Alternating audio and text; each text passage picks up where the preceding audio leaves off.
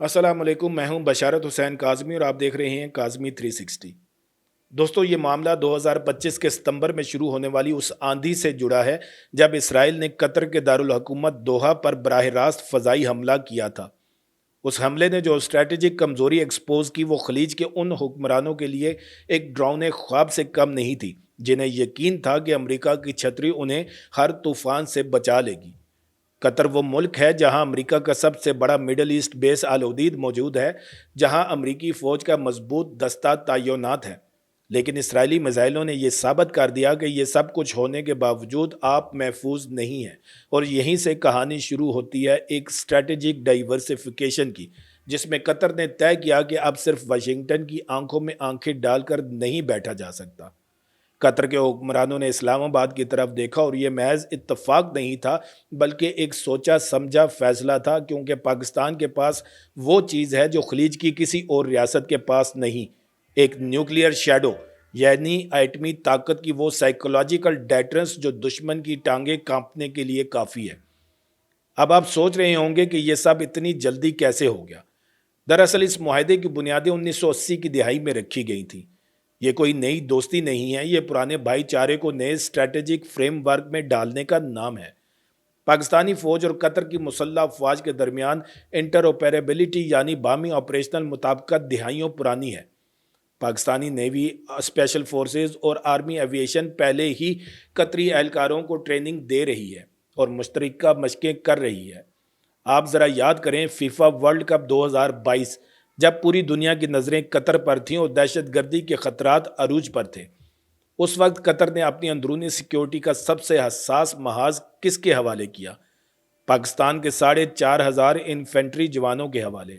ये 4,500 फौजी VIP protection और क्रिटिकल इंफ्रास्ट्रक्चर की हिफाजत पर मामूर थे। और ये डिप्लॉयमेंट महज एक मेहमान नवाजी नहीं, बल्कि उस एतमाद की इंतहा थी जो खलीजी रियासतों को पाकिस्तान की अस्करी सलाहियतों पर है।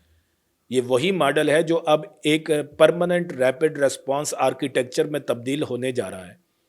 फ़िलहाल पाकिस्तान के तकरीबन 650 फ़ौजी मुशीर कतर में मुख्तलिफ़ किरदारों में मौजूद हैं, लेकिन ये महज नंबर नहीं है, बल्कि ये एक ऑपरेशनल फुटप्रिंट है। उस नए मुआहदे के तहत ये मौजूदगी मज़ीद गहरी, मज़ीद मुस्तहकम और मज़ीद खामोशी से फैलने वाली है।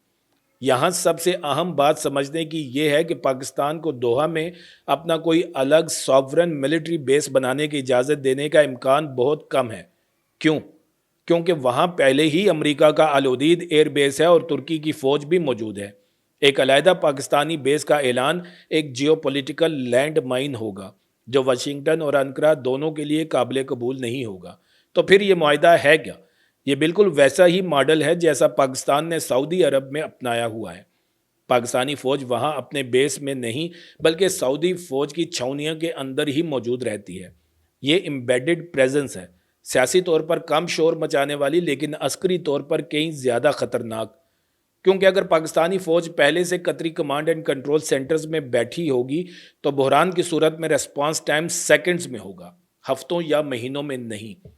सोशल मीडिया पर इस वक्त $2 अरब की इक्तसादी इमदाद और कतरी सरजमीन पर पाकिस्तानी फ़ौजियों की बड़ी तादाद में तैनाती की अफवाहें गर्दिश कर रही हैं।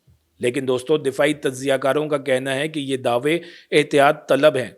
ना तो पाकिस्तान की वजारत खारजा और ना ही कतर की वजारत दफा ने बाज़ाब्ता तौर पर इन $2 अरब या किसी बड़ी कॉम्बैट ब्रिगेड की तैनाती की तस्दीक की है, क्योंकि ये मामलात इतने सादा नहीं होते।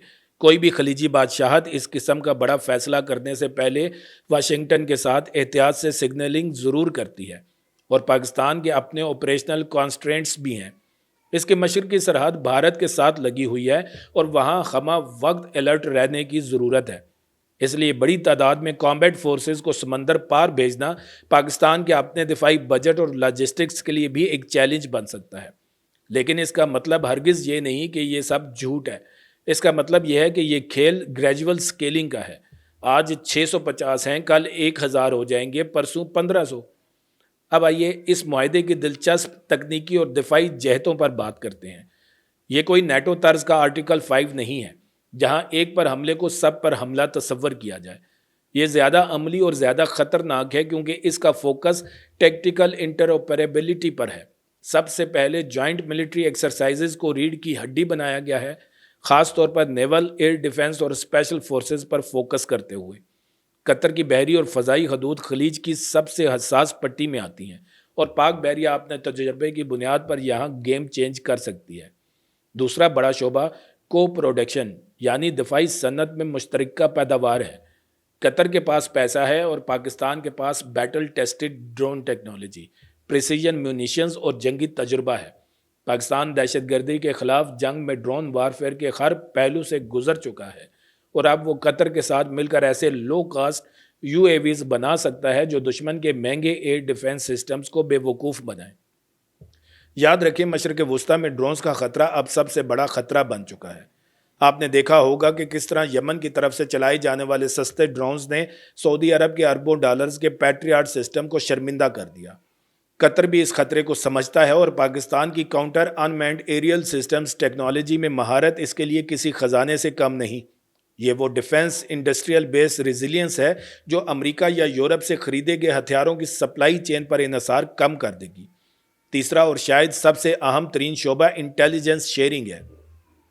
خلیج میں علاقائی خطرات کی مانیٹرنگ، انسداد دہشت گردی اور بحری نگرانی پہلے ہی ایک کمپلیکس تھریٹ میٹرکس ہے، لیکن اب اس میں سائبر سیکیورٹی شامل ہو چکی ہے۔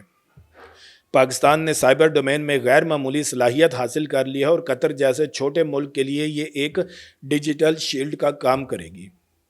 دفاعی تجزیہ کاروں کی ایک بڑی تعداد اس بات پر متفق ہے کہ اگر یہ معاہدہ باضابطہ طور پر طے پا جاتا ہے تو 1 سے 2 سال کے اندر قطر میں پاکستانی فوجیوں کی تعداد میں 40 سے 60% تک اضافے کا امکان ہے، اور یہ کوئی معمولی اضافہ نہیں ہوگا بلکہ خلیج کے سیکیورٹی فن تعمیر میں پاکستان کو ایک سینٹرل پلر بنا دے گا۔ لیکن جو چیز واقعی اس پورے معاملے کو جیو پولیٹکس کا شاہکار بناتی ہے وہ ہے اس کی خاموشی۔ نہ کوئی ڈھول تاشے، نہ کوئی بڑے معاہدے کی پریس کانفرنس۔ دفاعی سفارتکاری اکثر سرخیوں کے بجائے گریجول ایڈمنسٹریٹو انٹیگریشن کے ذریعے ترتیب دی جاتی ہے۔ یہی وہ خاموشی ہے جو غیر ضروری مغربی یا علاقائی رد عمل کو روکتی ہے، لیکن ساتھ ہی ساتھ دشمن کو یہ کنفیوژن میں ڈال دیتی ہے کہ قطر کے کمانڈ روم میں اصل میں بیٹھا کون ہے اور کتنے لوگ بیٹھے ہیں۔ اسٹریٹجک ایمبیگوٹی کا یہی اصول ڈیٹرنس کو مضبوط بناتا ہے۔ سعودی عرب نے تو ستمبر 2025 میں پاکستان کے ساتھ اسٹریٹجک میوچول ڈیفنس ایگریمنٹ پر دستخط کر کے ایک مثال قائم کر دی تھی کہ ایک فریق پر حملہ دوسرے پر حملہ تصور ہوگا، لیکن قطر ایک مختلف راستہ اختیار کر رہا ہے۔ وہ نیرور سکوپ لے کر چل رہا ہے، مگر گہرائی میں جا کر۔ قطر یہ سمجھ چکا ہے کہ اسے محض فوج نہیں بلکہ بیٹل ٹیسٹڈ ایکسپرٹیز چاہیے، بغیر کسی سیاسی شرط کے، اور پاکستان بالکل یہی فراہم کر رہا ہے۔ اب آئیے آخر میں اس سب کے پاکستان پر اثرات پر بات کرتے ہیں۔ کیا آپ جانتے ہیں کہ یہ ڈیل صرف دفاع کی نہیں بلکہ معیشت کی بھی ہے؟ رپورٹس میں بتایا جا رہا ہے کہ یہ معاہدہ پاکستان کے لیے $2 ارب جیسی خطیر اقتصادی امداد اور سرمایہ کاری کی راہ ہموار کرے گا۔ یہ وہ آکسیجن ہے جس کی پاکستان کی معیشت کو اس وقت اشد ضرورت ہے، اور اس کے بدلے پاکستان اپنی عسکری مہارت ایکسپورٹ کر رہا ہے۔ یہ ایک کلاسک ون ون سچویشن ہے جہاں قطر کو سستے اور بہترین دفاعی ماہرین مل رہے ہیں اور پاکستان کو مالی استحکام اور خلیج میں اسٹریٹجک گہرائی مل رہی ہے۔ اب میں آپ کی توجہ اس سب سے بڑے ہاتھی کی طرف دلاتا ہوں جس کا ذکر کوئی نہیں کر رہا، اور وہ ہے پاکستان کا نیوکلیئر پاسچر۔ اگر اس معاہدے میں نیوکلیئر ڈائمنشن کا کوئی ذکر نہیں ہے، لیکن دفاعی حلقے اسے نیوکلیئر شیڈو کا نام دے رہے ہیں۔ جب اسرائیل یا کوئی بھی علاقائی دشمن جانتا ہے کہ قطر کی حفاظت پر مامور فورسز کا تعلق ایک ایٹمی طاقت سے ہے جو بھارت جیسی بڑی طاقت کو اپنی روایتی صلاحیت سے روک سکتی ہے، تو یہ ایک سائیکولوجیکل ڈیٹرنس پیدا کرتا ہے۔ قطر پاکستان کی روایتی فوجی مہارت اور اس کے ایٹمی ہتھیاروں کے سائے میں خود کو کہیں زیادہ محسوس کرے گا، بغیر اس کے کہ اسے خود جوہری ہتھیار بنانے کی ضرورت پیش آئے۔ یہ بلا شبہ کوئی سادہ معاہدہ نہیں بلکہ خلیج کی دفاعی تاریخ کا وہ باب ہے جو مستقبل میں امریکی انخلا یا اس کی عدم دلچسپی کی صورت میں نیا سیکیورٹی آرڈر تشکیل دے گا۔ پاکستان سعودی عرب اور ترکی کے ساتھ مل کر قطر کی حفاظت کا جو نظام تشکیل دے رہا ہے وہ مشرق وسطیٰ میں واشنگٹن کے بعد کے منظرنامے کی تیاری ہے۔ قطر نے یہ ثابت کر دیا ہے کہ اب وہ صرف امریکی چھتری تلے نہیں سکڑے گا بلکہ اپنی اسٹریٹجک آٹونومی خود متعین کرے گا۔ یہ پاکستانی سیکیورٹی اسٹیبلشمنٹ کی بھی بہت بڑی سفارتی فتح ہے کہ امت مسلمہ کی واحد ایٹمی طاقت اب باضابطہ طور پر خلیج کی سلامتی کے مرکز میں کھڑی ہے۔ ہمیں امید ہے کہ یہ تعاون مزید گہرا ہوگا اور پاکستانی معیشت کے لیے مزید خوشخبریاں لائے گا۔ تو دوستو، یہ تھی مکمل تفصیلی کہانی اس معاہدے کی جس نے دنیا کی سیاست میں ہلچل مچا دی ہے۔ اب یہ آپ کی باری ہے کہ اپنی رائے کا اظہار کریں۔ کیا آپ سمجھتے ہیں کہ پاکستان کو قطر میں ایک بڑا مستقل فوجی اڈہ قائم کرنا چاہیے یا پھر یہ موجودہ ایمبیڈڈ ماڈل زیادہ بہتر ہے؟ کمنٹ سیکشن میں ضرور بتائیں۔ اس ویڈیو کو لائک کریں اور زیادہ سے زیادہ لوگوں تک شیئر کریں، اور اگر آپ نے ابھی تک چینل کو سبسکرائب نہیں کیا تو فوراً سبسکرائب کریں اور ساتھ والے بیل آئیکن کو دبا دیں